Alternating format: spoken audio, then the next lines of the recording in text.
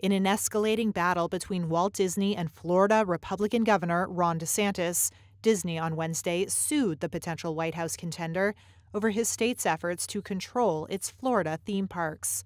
The lawsuit marks the company's response to mounting efforts by DeSantis and his supporters to exert power over Disney World, which draws millions of visitors every year to its massive amusement parks. In the lawsuit, Disney said it was left with no choice but to file it to, quote, protect its cast members, guests, and local development partners from a relentless campaign to weaponize government power against Disney in retaliation for expressing a political viewpoint unpopular with certain state officials. Disney say gay! The battle began last year after Disney criticized a state law dubbed Don't Say Gay, banning classroom discussion of sexuality and gender identity in schools from kindergarten through grade 3. Disney argues it was denied its First Amendment rights to free speech. Disney do better! The state of Florida is the new sheriff in town. And Wednesday's lawsuit alleges that a newly formed DeSantis-appointed tourist board violated Disney's contract rights and did so without just compensation and deprived it of due process. Yes, it's very unusual.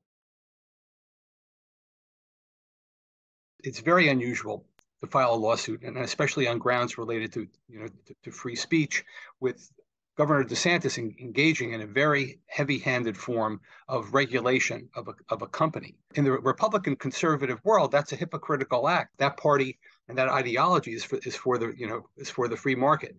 And with regard to any objection he has to Disney's behavior, that should be a market decision regarding people who decide whether to attend Disney or not.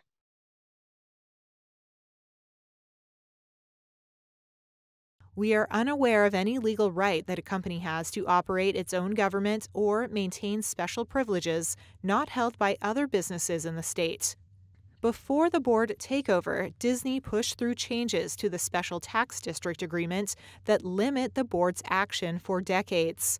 The tussle with Disney, which employs some 75,000 people in Florida, could hurt DeSantis as a potential White House hopeful. According to a Reuters Ipsos poll, 73% of respondents said they were less likely to support a political candidate who backs laws designed to punish a company for its political or cultural beliefs.